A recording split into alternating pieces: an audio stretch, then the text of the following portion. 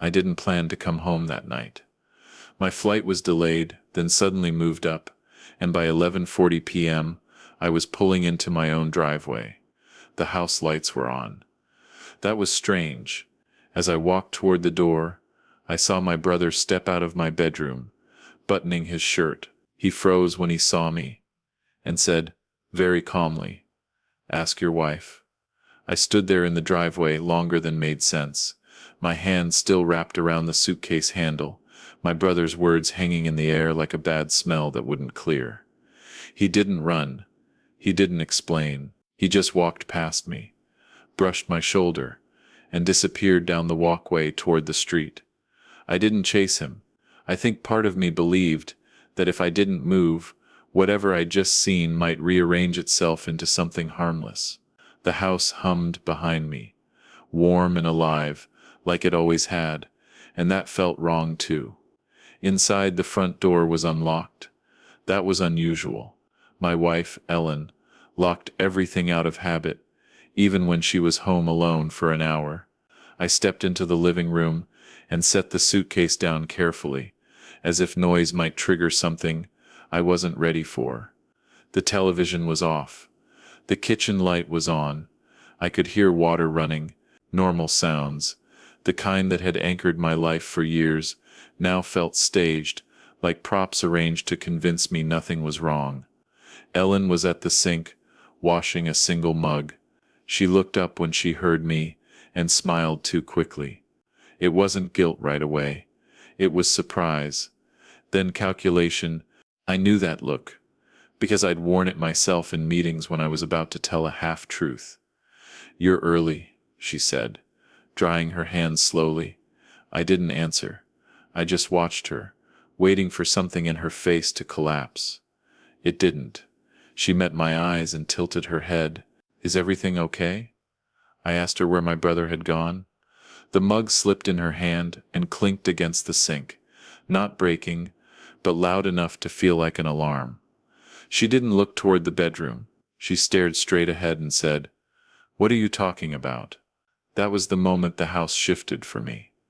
Not because she denied it, but because she denied it so smoothly. No confusion. No hesitation. Just a clean lie.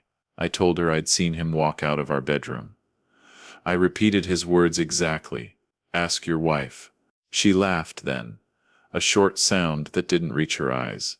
"This isn't funny," she said, as if I'd made a joke.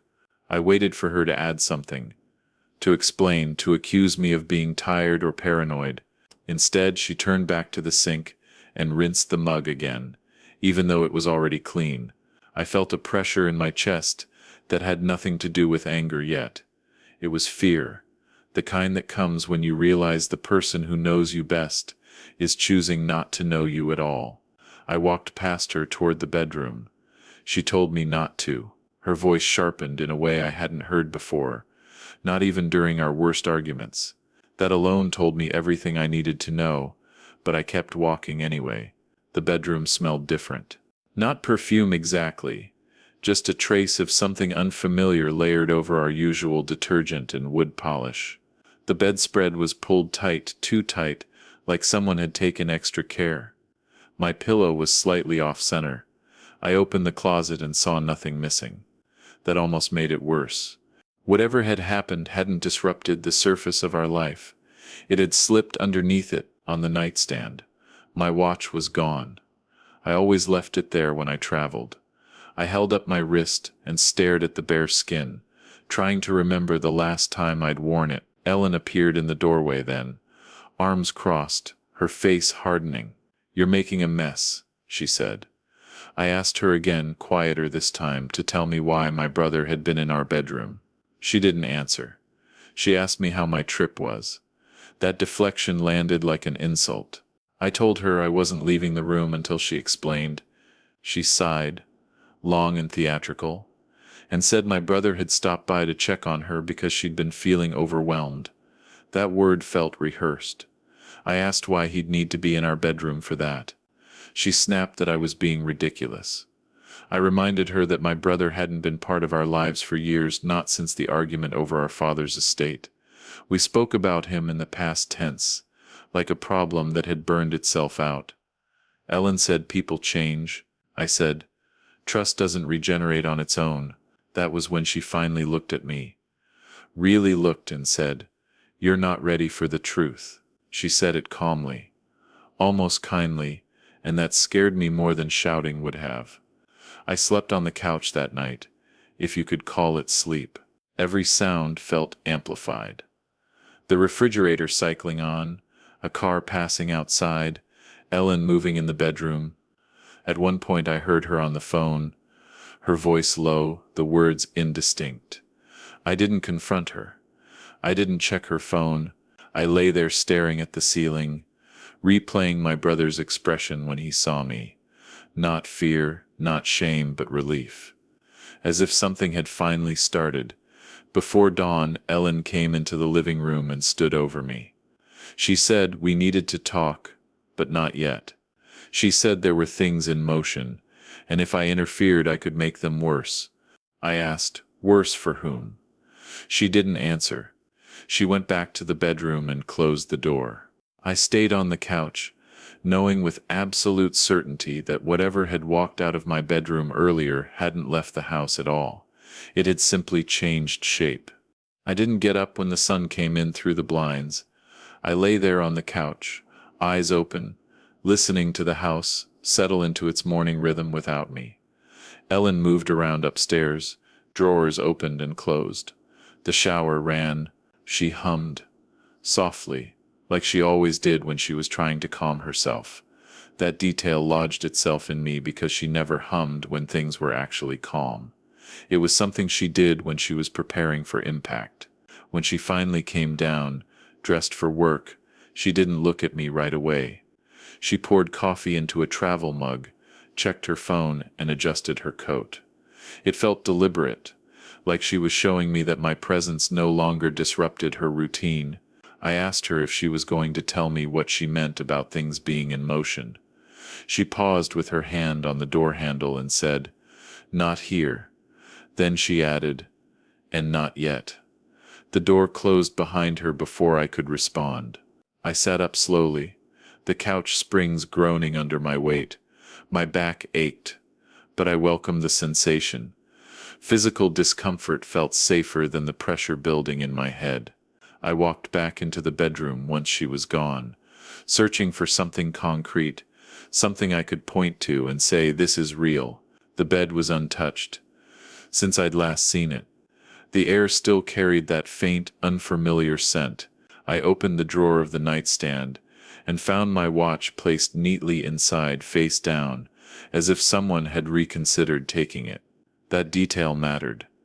It told me someone had handled my things, made decisions about what to take and what to leave, inside my own room. I sat on the edge of the bed and tried to recall the last conversation I'd had with my brother years ago. It had ended with him accusing me of stealing what was rightfully his, words thrown like bricks across my parents' kitchen table. Ellen had stood beside me then, silent but solid, or so I'd believed. The memory felt altered now, like a photograph developing in bad light. I checked my phone. There was a missed call from an unfamiliar number, time-stamped while I'd been asleep. No voicemail. I didn't return it.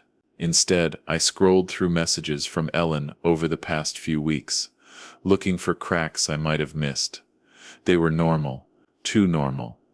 Grocery lists, complaints about traffic, a reminder about a dinner we'd postponed. The absence of tension felt like its own kind of lie. People don't hide earthquakes under small talk unless they're very practiced. I decided not to go to work. I sent a brief email saying I was dealing with a family issue.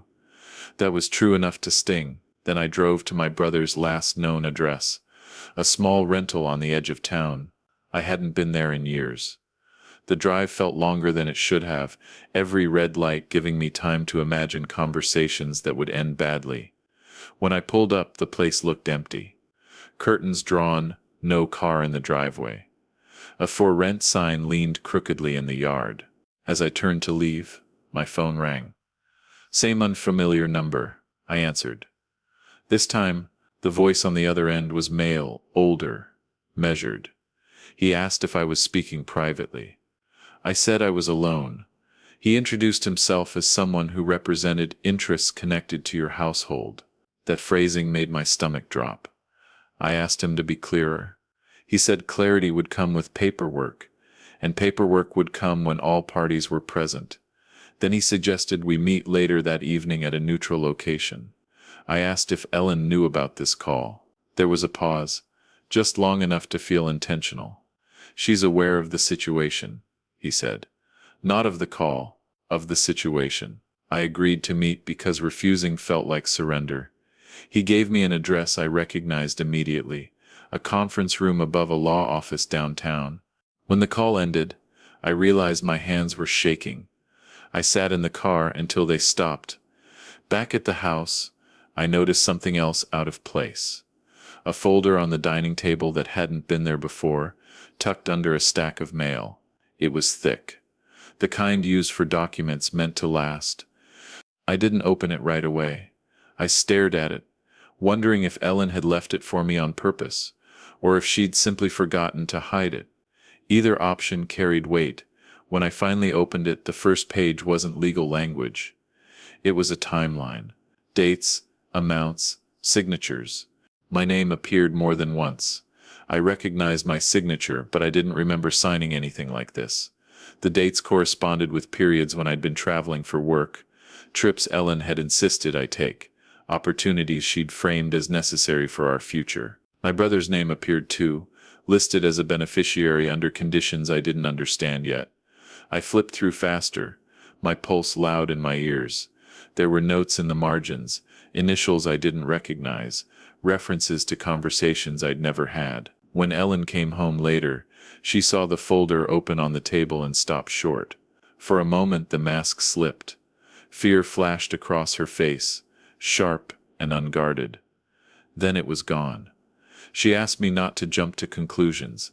I told her conclusions were all I had. She said this was bigger than betrayal, bigger than us, and that my brother's involvement was complicated. I asked her if she loved him. She didn't answer. Instead, she asked me if I trusted her enough to wait until the meeting. I told her trust wasn't a switch you could turn off and on. She said patience might be the only thing protecting me right now. That word again, protecting. From what? She picked up her coat and said she'd see me there. As she left, I realized something else had changed. The fear I felt earlier was no longer abstract. It had direction now, and it was pulling me toward that meeting whether I wanted to go or not. I arrived at the building earlier than planned, partly because sitting alone in the house felt unbearable, and partly because I needed time to steady myself. The law office sat above a row of closed storefronts, its windows dark, except for a single light on the second floor. The elevator was out of service, so I took the stairs, each step echoing louder than it should have. At the top, a receptionist's desk stood empty, but a door at the end of the hall was ajar, light spilling out onto the carpet. Inside the conference room, a man in his late 60s sat with his hands folded on the table.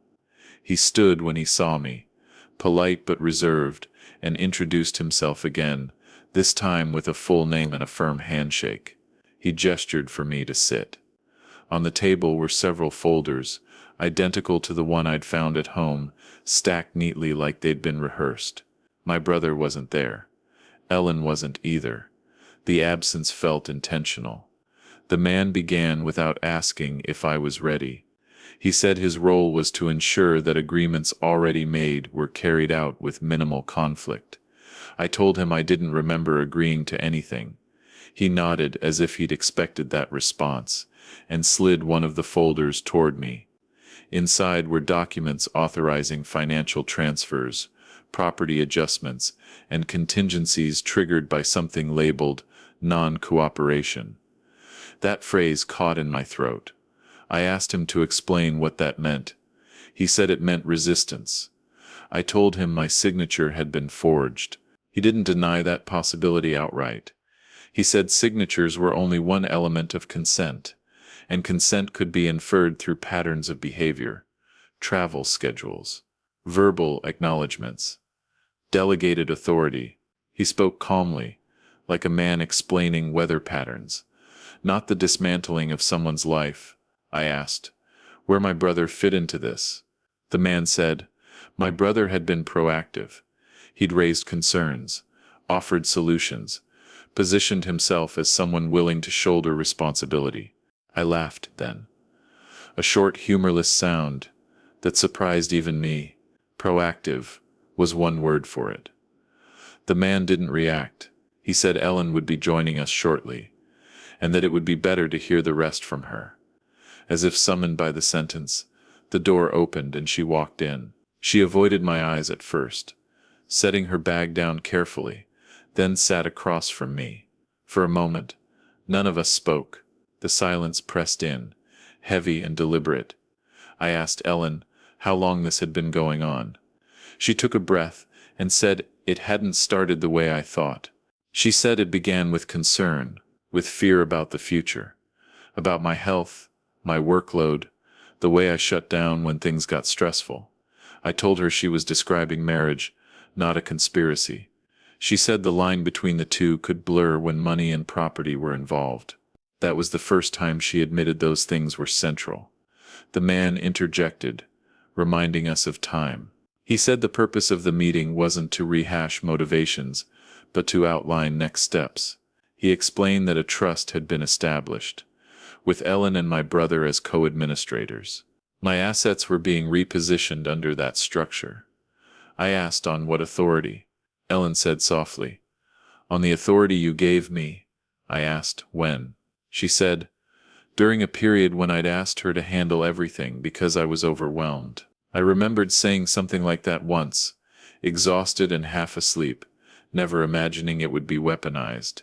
I told her I never agreed to be cut out of my own life. She said no one was cutting me out. They were protecting me from myself. That phrase landed harder than anything else she'd said. It reframed everything. Not betrayal, but benevolence. Not theft, but stewardship. I asked my brother's whereabouts. The man said he was nearby but had chosen not to attend to avoid escalating emotions. That sounded like cowardice dressed up as strategy.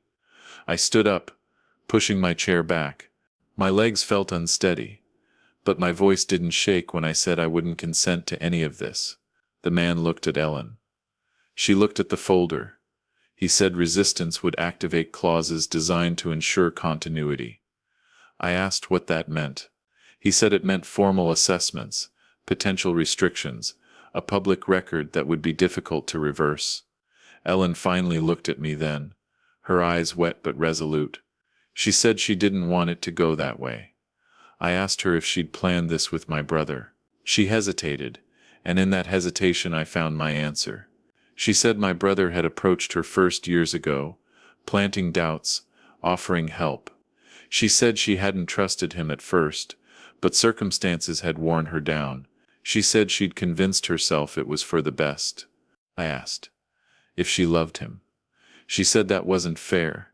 I said fairness stopped mattering when you invite someone into our bed.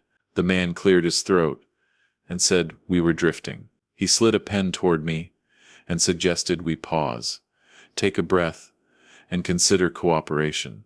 I didn't take the pen. I gathered the folders instead, stacking them roughly, and said I needed copies of everything.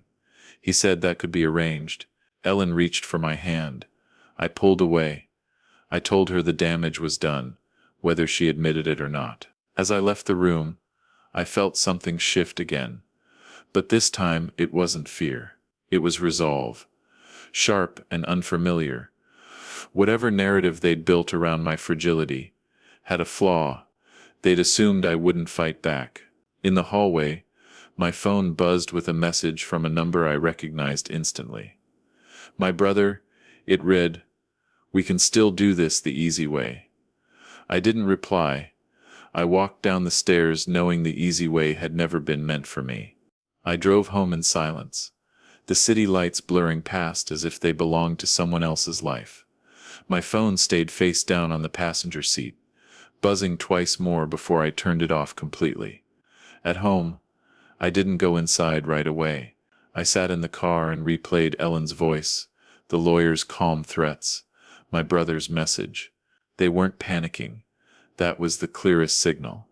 People only stay calm when they believe the ending is already written. I realized then that my role had been decided without me, and I hated how certain that realization felt inside. Inside the house, I opened the folder again, slower this time, forcing myself to read instead of react. The language was careful, almost gentle, describing safeguards, oversight, and shared responsibility. It never used words like control or removal. That omission was intentional. The documents assumed I would comply once I understood the logic. They didn't account for anger or for betrayal cutting deeper than reason. I photographed every page and emailed them to a colleague I trusted, adding only one line, "I may need help." He responded minutes later, asking one question that chilled me completely and made everything worse. The question was simple. Had anyone claimed I was unstable? I didn't answer immediately. Instead, I walked through the house, noticing details I'd ignored for years. A camera in the hallway I hadn't installed. A locked drawer in Ellen's desk I'd never questioned. Patterns formed quickly once I allowed myself to see them. This hadn't started with my brother arriving unannounced. It had been building quietly, decision by decision, while I was busy earning, traveling, trusting. That understanding brought a colder fear, sharper than shock, because it suggested intention, patience, and planning far beyond impulse from people I loved most. I checked the hallway camera feed on Ellen's tablet, guessing the password easily. My birthday. The footage confirmed what my instincts already knew. My brother had been there more than once. Always when I was gone. Always careful. Never staying long. Ellen greeted him like someone expected. Not surprised.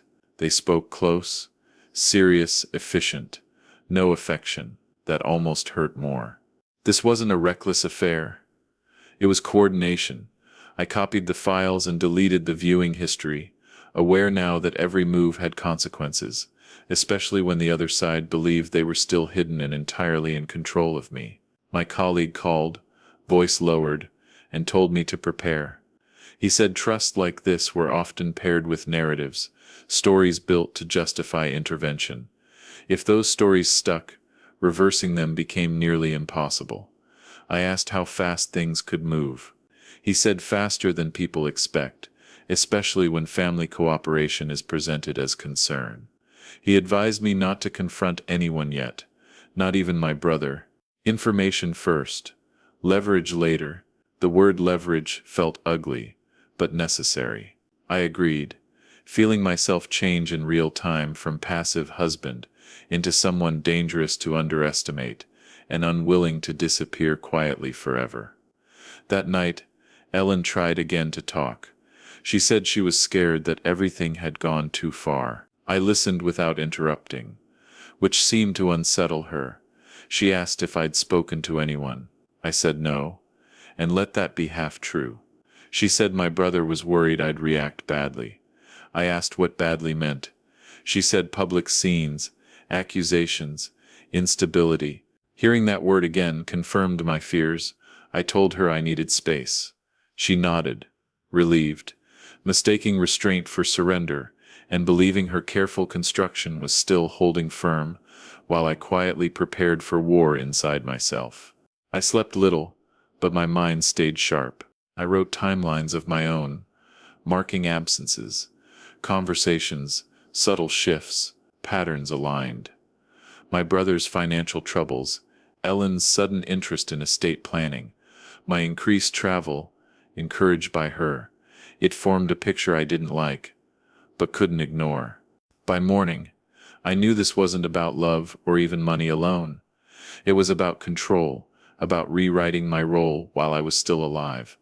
That realization stripped away hesitation and left something colder, more focused than anger, built for patience and precision, the kind that survives long, quiet fights without witnesses watching. I met my colleague again and handed over everything. He confirmed my suspicion. The structure could be challenged, but only if I moved carefully. Any emotional outburst would validate their claims. He suggested something radical, cooperation on the surface, compliance just enough to lower their guard. Meanwhile, we would document inconsistencies, pressure points, motivations. It felt like agreeing to play dead. I asked how long it might take. He said as long as it needed to. I nodded, already committed to endurance over speed, because rushing favored those already holding false authority, and rewriting truth required time and absolute discipline. When I returned home, Ellen was unusually kind. She cooked, asked about my day, avoided heavy topics. I matched her tone. Careful, attentive. The shift pleased her. I could see it. She believed the crisis had passed. That belief was useful. I played my part, apologizing for overreacting, blaming stress. She accepted it too quickly.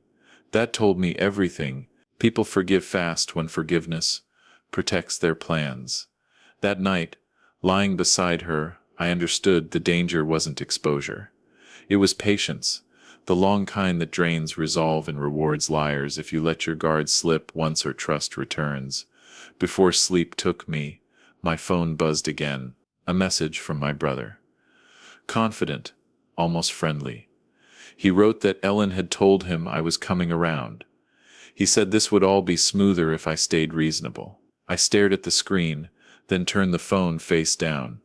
In that moment I made a quiet promise to myself. I would let them believe their story had worked. I would stay calm, compliant, predictable, and when the time was right, I would ask questions they couldn't answer, without destroying themselves, because truth weaponized properly is devastating when patience runs out. I became careful in ways I had never been before. Every word I spoke felt measured, every reaction delayed just enough to seem natural. Ellen watched me closely at first, then less so as days passed without incident. She relaxed into the version of me she wanted to see, the one who deferred, who accepted explanations without digging. That version wasn't hard to perform. I'd been accommodating my whole marriage. The difference now was intent. I wasn't trying to preserve peace. I was buying time. Ellen began sharing details again, small things meant to rebuild normalcy.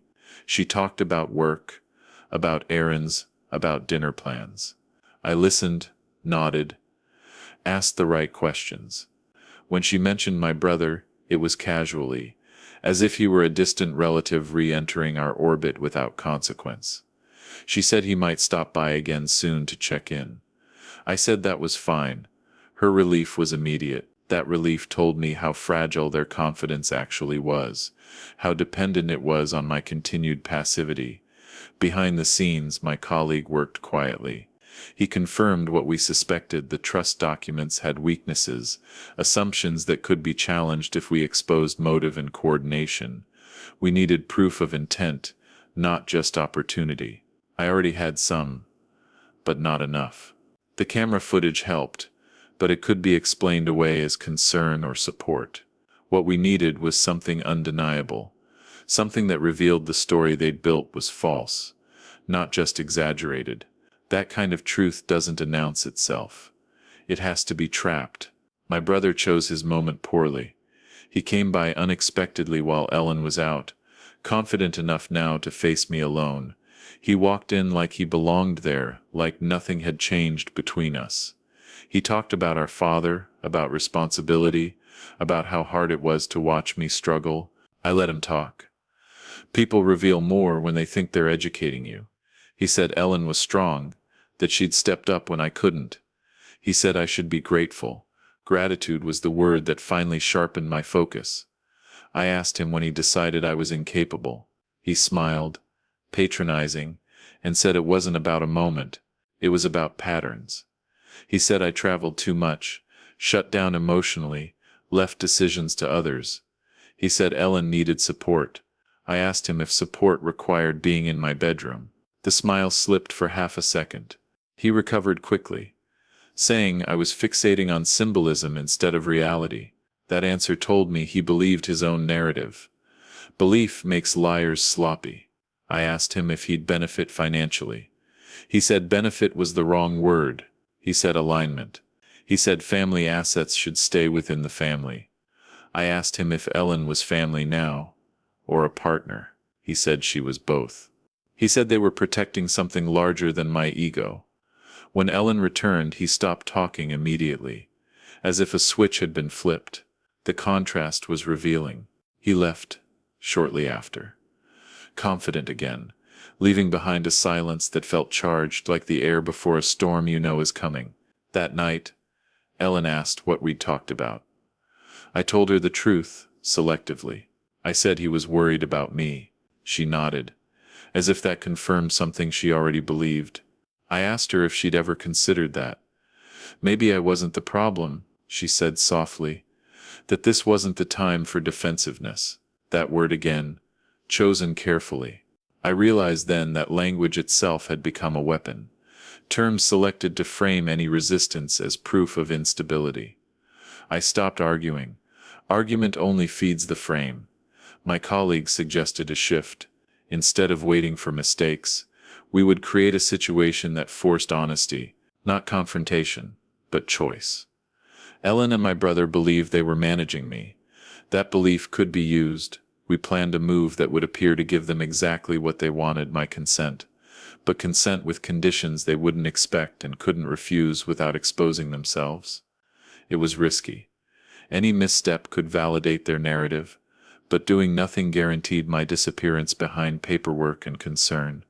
I told Ellen I was ready to cooperate fully. I said the stress had been too much and that maybe she was right about needing support. I said I trusted her to make decisions for us. She cried, relief pouring out of her in a way that almost felt genuine. She said this was all she'd ever wanted, for us to be on the same side. I told her I wanted that too. I asked for one thing in return: transparency. I said I wanted to attend the next meeting, sign everything openly, with everyone present. She agreed without hesitation, already texting my brother. That speed worried me, but it also confirmed our read. They wanted closure. They wanted me folded neatly into their structure. My colleague arranged to be present, framed as a neutral observer. Ellen didn't object. Neither did my brother. They believed the fight was over. That belief was dangerous, but useful. Confidence breeds carelessness. Carelessness leaves records. The meeting was scheduled quickly. When we arrived, the atmosphere was different. Relaxed, the lawyer smiled more, spoke more casually. Ellen held my hand. My brother sat across from me. Satisfied, documents were laid out again. Pens aligned. I read slowly, asking questions that sounded cooperative, but weren't. I asked about clauses, about authority, about contingencies. Each answer revealed more assumptions. I asked what would happen if circumstances changed. The lawyer said the structure was flexible. That was the word I needed. I signed nothing that day. I asked for time to review one final detail, something technical, something boring. No one objected. They were already counting the win. As we left, my brother clapped me on the shoulder and said he knew I'd come around. I smiled back. Inside, something settled into place. I had what I needed now. Not proof yet, but leverage. Enough to begin the reversal. They never imagined, because they believed compliance meant surrender. They were wrong. The calm after that meeting felt artificial, like a stage set left standing after the actors walked off. Ellen was lighter, almost cheerful, and my brother's messages shifted in tone, less cautious, more directive. He spoke as if outcomes were already decided, referencing plans that assumed my full cooperation. I answered sparingly, choosing words that revealed nothing, while confirming enough to keep them comfortable. Comfort was my greatest weapon now. People who feel safe stop guarding their edges, and edges were exactly what I needed them to expose. My colleague moved quickly. He requested supplemental documents under the guise of thorough review, citing regulatory diligence. The requests were reasonable, routine enough not to trigger suspicion, but specific enough to pull on threads my brother and Ellen didn't realize were loose. Responses came back uneven. Some answers were detailed, others vague. That inconsistency mattered. It suggested different authors, different levels of knowledge, different agendas hiding under the same narrative. We mapped those differences carefully, aligning them with known interactions, absences, and decisions I had quietly catalogued. At home, Ellen grew more confident. She spoke openly about future arrangements, about reducing my workload, about my brother's willingness to help manage things long term. She framed everything as relief. I let her, I nodded, and asked questions that sounded appreciative but were really diagnostic. When she explained something too smoothly, I asked her to repeat it later. The story shifted slightly the second time. Not enough to be obvious, but enough to tell me memory was being edited in real time. That told me where pressure would break.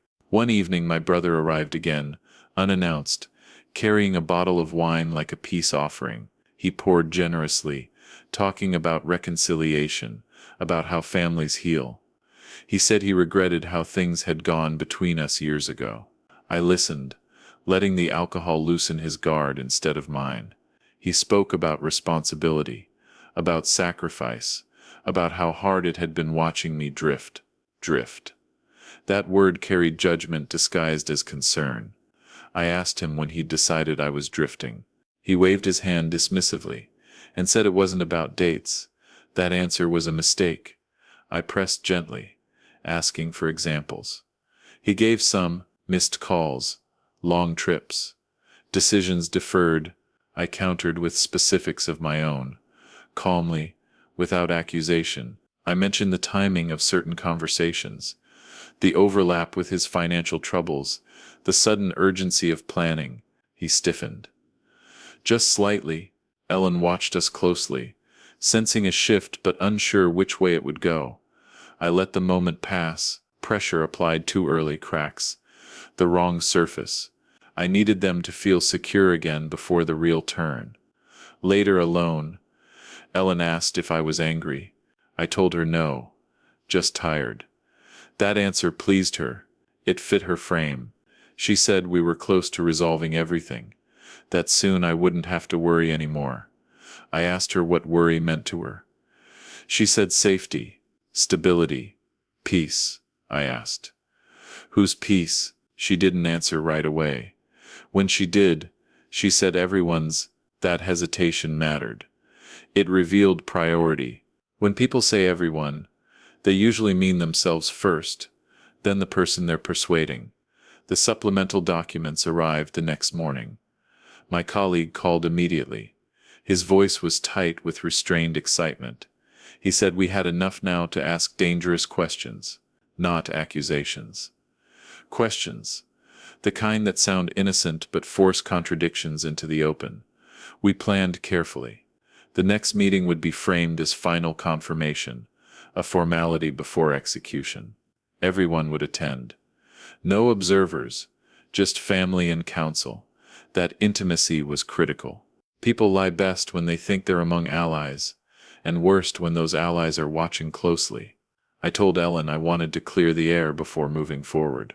I said I needed to understand one thing: why my brother had been so involved. She said because he cared. I said caring usually involves transparency. I asked her if she'd told him everything. She said, of course. I asked him the same later, casually. He said Ellen filtered things to protect me. Those answers didn't align. That misalignment was the liver. I didn't expose it yet. I noted it, filed it, waited. The night before the meeting, I couldn't sleep. Not from fear, but from focus. I rehearsed questions in my head, not to memorize, but to understand their flow. Which answer would lead to which follow-up, which contradiction would force which admission. This wasn't about catching them in a lie they could deny. It was about guiding them into telling different truths at the same time. Truths that couldn't coexist without revealing intent. That required patience and restraint. Two things betrayal had taught me more efficiently than love ever did. At the meeting, the atmosphere was confident, almost celebratory. The lawyer spoke about closure. Ellen smiled. My brother leaned back in his chair, relaxed. I waited until the documents were on the table again before I spoke. I asked one question, carefully phrased, about the origin of the trust. Who proposed it first? Ellen answered immediately, saying it had been a joint decision after many discussions. My brother answered seconds later, saying it was necessary after he raised concerns. The difference was subtle, but fatal. The lawyer paused, sensing the shift. I followed up, asking about specific conversations, dates, sequences. Ellen referenced one set of events. My brother referenced another. Neither noticed the divergence at first.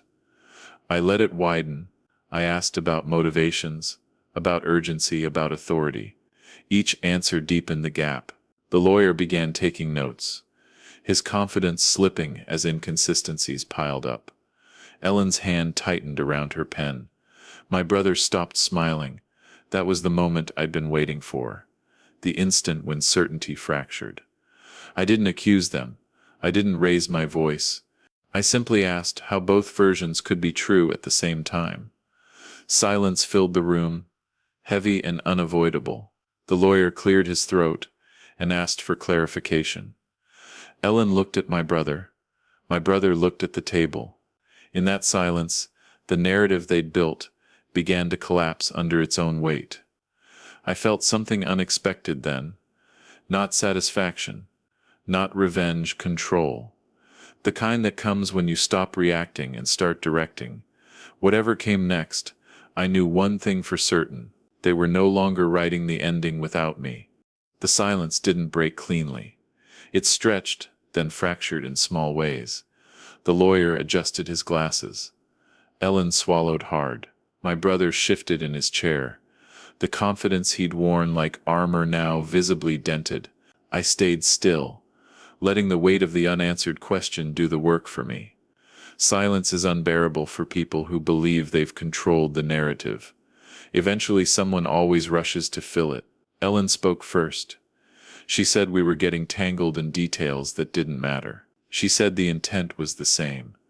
Regardless of who initiated what, that was a retreat, not a defense. I nodded slowly and asked the lawyer if intent was enough when authority and consent were being questioned. He didn't answer immediately. He flipped through his notes, buying time. My brother took that as an opening and said this was exactly the kind of overthinking they'd been worried about. He said, "My fixation on process proved their concerns." I asked him to explain how concern justified deception. The word landed harder than I expected. Deception. Ellen flinched. My brother bristled. He said no one had deceived me. He said information had been managed. I asked him to define the difference. He couldn't. The lawyer cleared his throat and said perhaps we should pause. I said a pause would only make sense if everyone here was operating in good faith. I asked him directly if he believed that was still the case. That question shifted the room.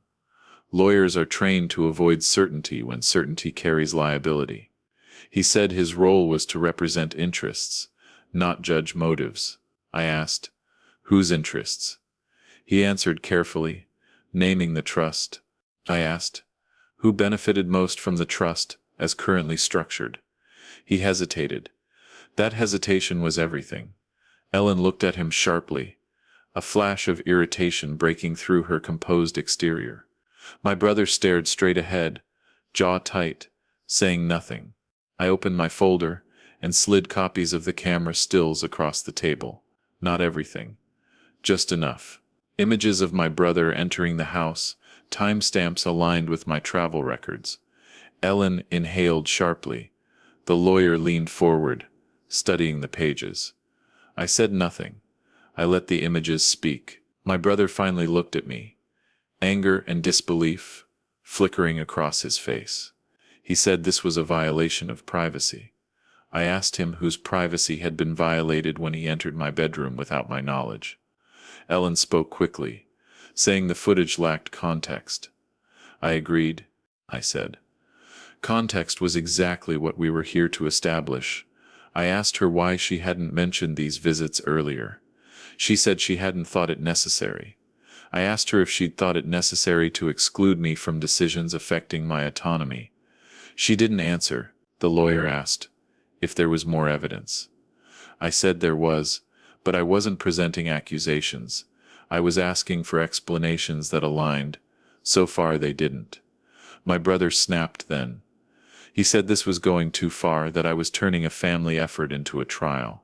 He said if I wanted to fight, he could fight too. The threat was poorly chosen. I looked at the lawyer and asked what would happen if contested proceedings were initiated. He explained the process clinically, mentioning discovery, independent evaluations, sworn testimony. Ellen's face drained of color. She hadn't anticipated public scrutiny. That told me something crucial. Control had only felt safe because it was quiet. I told them I didn't want to fight. I said I wanted clarity. I said clarity required honesty, and honesty required acknowledging intent. I asked Ellen if she'd ever believed I was incapable. She hesitated too long. When she finally answered, she said she'd been afraid of losing stability, afraid of making the wrong choice alone, afraid I'd leave her behind emotionally. Those admissions shifted the tone. Fear is more understandable than greed, but it doesn't excuse betrayal. I told her fear didn't give her the right to erase me. My brother interrupted, saying this was emotional manipulation. I asked him why he'd inserted himself so aggressively, if his concern was purely altruistic. He said, someone had to step in. I asked, why that someone was him, and why the structure benefited him financially. He said money wasn't the point. I asked him to say that under oath. He went quiet. The lawyer scribbled notes rapidly now, no longer neutral, recalibrating his position in real time. The meeting ended without resolution, but the ground had shifted. The lawyer said he'd need time to reassess. Ellen asked if we could talk privately. I said no, not yet. Privacy had been their advantage. Transparency was mine. As we stood to leave, my brother leaned close and whispered that I was making a mistake. I looked at him and said, the mistake had already been made, and I was just correcting the record. His eyes hardened. That look told me this wasn't over. At home, Ellen broke down. She cried, saying she'd never meant to hurt me, that things had spiraled. I listened, but something in me had changed. Empathy didn't erase consequences. I told her trust wasn't a feeling. It was a pattern of choices, and hers had been consistent in one direction. She asked if we could fix this. I said I didn't know. That uncertainty frightened her more than anger would have. Fear of the unknown is powerful, when certainty has been your shield. Later, alone, I reviewed everything again. The inconsistencies, the admissions, the reactions. We were close, but not finished. My colleague called and said the lawyer had reached out, asking pointed questions. That was good. Pressure was spreading. I knew my brother wouldn't retreat quietly. People who believe they're entitled to control don't let go easily. They escalate. That meant the next move wouldn't be subtle. It would be decisive, public or both. As I lay awake, phone silent beside me, I understood the real danger now wasn't losing assets or reputation. It was underestimating how far my brother would go to preserve the story he'd built. Stories, once challenged, either collapse or fight back viciously. I didn't know which path he'd choose yet, but I knew this much. Whatever he did next would reveal everything he'd been hiding, and I needed to be ready when that moment arrived. The escalation came quietly at first, disguised as concern. Ellen started asking more questions about my schedule, my calls, where I was going and why. She framed it as care, as an attempt to rebuild trust, but the questions were too precise. They mirrored the language from the documents, the same categories, the same emphasis, that told me my brother hadn't retreated. He'd shifted tactics. When people lose ground publicly, they look for leverage privately. My colleague warned me to expect something disruptive. He said challenges like this rarely end with admissions or apologies. They end with a counterattack designed to reframe the challenger as the problem. I nodded, already feeling it in the way Ellen watched me now, the way my phone felt heavier in my pocket, as if every message carried weight beyond words. I started documenting everything obsessively, not because I wanted to, but because not doing so felt dangerous. The call came while I was out, a number I didn't recognize. The voice was polite, professional, and entirely unexpected. It was a clinician introducing herself as part of an independent assessment requested by concerned parties. She said it would be routine, supportive, and confidential. She said Ellen and my brother had expressed worry about my well-being and decision-making capacity. Hearing those words from a stranger tightened something in my chest that hadn't loosened since this began.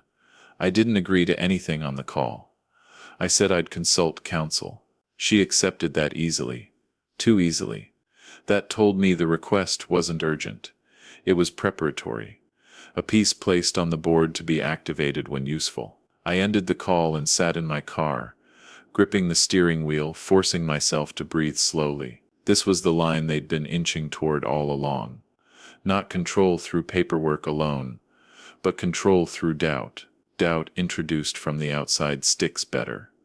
When I told Ellen about the call, her reaction was wrong. Not shock, not anger. Relief, she said. Maybe it would help clear the air, show everyone I was okay. The fact that she framed it as a demonstration rather than an intrusion told me how normalized this had become for her. I asked her, when she'd known about it. She hesitated, then said she'd only heard it was a possibility. That was a lie. I didn't challenge it. I simply noted it. My brother reached out soon after, his tone falsely conciliatory. He said this was all getting out of hand, and that cooperation would make it easier for everyone. Easier was his favorite word now. I asked him why he thought involving clinicians without my consent was appropriate. He said consent was complicated when someone might not be capable of giving it fully. That sentence chilled me. It confirmed everything. He wasn't backing down. He was escalating, confident that pressure would force compliance. My colleague moved fast. He contacted the clinician directly, asserting representation and demanding disclosure of who initiated the request, and under what authority. The response was cautious, vague, and telling. It referenced multiple communications, shared concerns, and an assumption of consent through spousal authority. That assumption was fragile. My colleague said so plainly. He said we could push back hard, but pushing back too visibly might accelerate the process we wanted to stall. Strategy mattered now, more than outrage. At home, tension settled into every corner. Ellen alternated between apologetic and defensive, oscillating in ways that suggested she was being coached. I could hear my brother's voice in her phrasing, the same rationalizations, the same framing of events. It was unsettling, watching someone you love become a conduit for someone else's agenda. I realized then that whatever intimacy had existed between Ellen and my brother, emotional or otherwise, had matured into alignment. They weren't just cooperating, they were synchronized. I decided to act before the next move boxed me in. I contacted the clinician myself, requesting a meeting on my terms with counsel present, recorded and limited strictly to capacity, related to consent in financial matters. Narrow scope, clear boundaries. The clinician agreed, which surprised me. That agreement told me something important. This wasn't a foregone conclusion. It was a test, one I could still influence. If I stayed disciplined. Ellen was furious when she found out. She said I was being combative, that I was turning help into an adversarial process. I told her help didn't require secrecy or pressure. I told her trust required transparency. She accused me of pushing her away. I said she'd already pushed me out when she decided my life could be managed without my knowledge. The argument ended unresolved, words hanging between us like wires stripped of insulation. The meeting with the clinician was clinical, precise, and unexpectedly revealing. The questions were careful, designed to assess reasoning, awareness, consistency. I answered calmly, deliberately providing context without oversharing. My colleague observed silently, occasionally clarifying scope. When the clinician asked about my support system, I spoke honestly, acknowledging strain without conceding incapacity. When she asked about disagreements with family, I framed them as conflicts of interest rather than emotional instability. Language mattered. I chose it carefully. Afterward, my colleague said I'd done well but warned me not to relax. Assessments don't end narratives. They influence them. My brother would interpret anything short of full compliance as resistance. Resistance would be reframed as evidence. That circular logic was the real danger. Once activated, it's hard to escape without collateral damage. I understood then that the endgame wasn't just clearing my name. It was breaking the mechanism entirely. That evening, Ellen told me my brother wanted to meet privately. Just the two of us. No lawyers, no documents. She said he wanted to clear the air. I knew better. Private conversations are where pressure gets applied, where words can't be corroborated later. I told her I'd consider it. She pressed, saying avoidance would look bad. That phrase again, look bad, image over substance. I agreed to meet, but not alone. I suggested a public place, neutral, visible. My brother didn't like that. His reply was curt, irritation leaking through his carefully managed tone. He said I was making everything harder than it needed to be.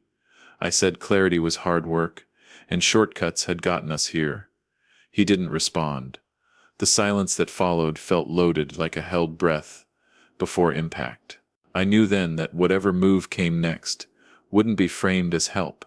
It would be framed as necessity. Late that night, as I reviewed notes and messages, my phone buzzed with an alert from my bank, a routine notification. Except it wasn't routine at all. It referenced a pending change request, one I hadn't authorized, scheduled for processing soon. I stared at the screen, heart pounding, understanding immediately what this meant.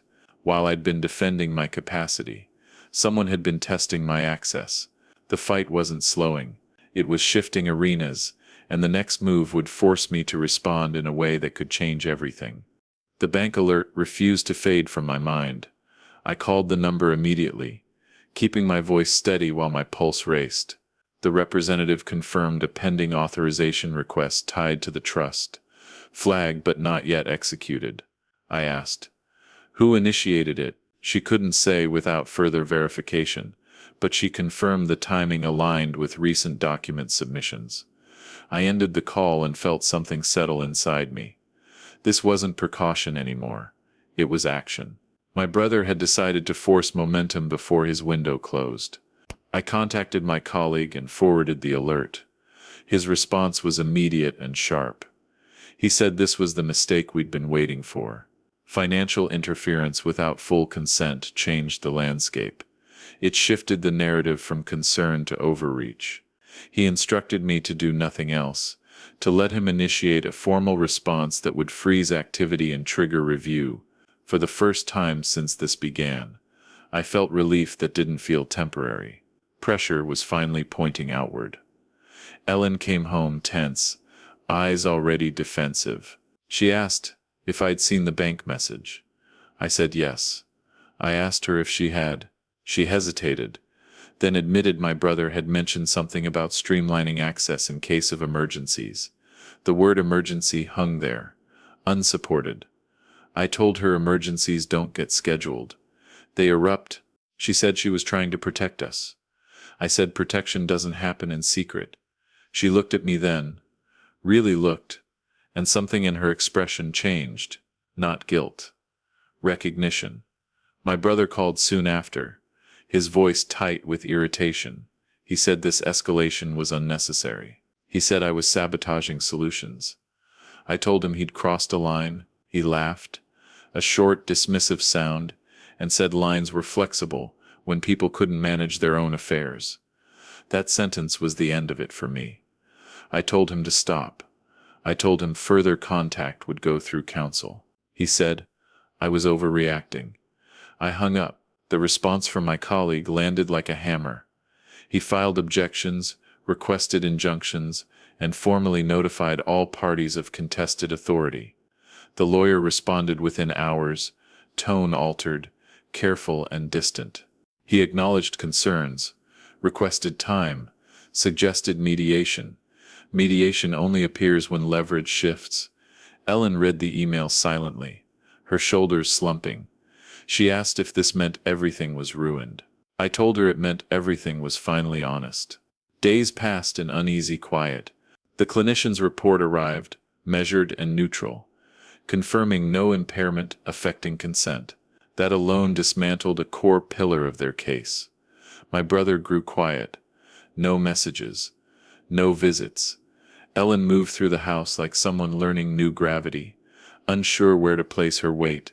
We spoke sparingly, carefully. There was grief there, but also relief. Secrets demand constant energy. Without them, exhaustion surfaces. The lawyer requested a final meeting. This time my colleague led. The tone was different. Apologies appeared indirect but present. The trust was suspended pending review. Authority reverted. My brother's role was minimized. Then removed. No admission of wrongdoing, but enough retreat to matter. Ellen sat beside me, silent. When the meeting ended, my brother stood to leave without looking at me. At the door, he paused, then said quietly that he'd only tried to help. I didn't respond. Help doesn't require erasure. At home, Ellen finally spoke plainly. She said she'd been afraid of losing me, of watching me disappear into work and distance.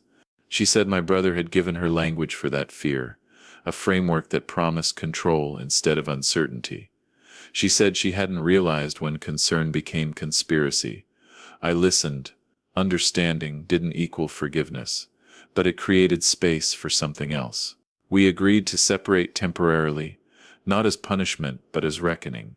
Trust, once broken, needs room to be rebuilt or buried honestly. Weeks later, the house felt quieter but clearer. My assets were intact, my autonomy restored. My brother kept his distance, his confidence replaced by caution. I knew this wasn't a victory in the cinematic sense. There were no speeches, no apologies that healed everything. But there was truth, and truth has weight. It reshapes rooms. It changes how people stand inside them. I learned something uncomfortable through all of this. Betrayal doesn't always come with malice. Sometimes it arrives disguised as love that's afraid of uncertainty. That doesn't make it harmless. It makes it more dangerous, because it convinces good people to justify terrible decisions. I carry that understanding with me now, not as armor, but as awareness. On a quiet morning, I put my watch back on the nightstand where it belonged. The gesture felt symbolic, reclaiming a small ritual that had been interrupted. Life didn't return to what it was. It moved forward, altered, but intact. I wasn't erased. I wasn't managed. I was present, deliberate, and finally aware of how easily control slips in when trust goes unexamined. The story didn't end with revenge. It ended with boundaries, and sometimes that's the only justice that lasts.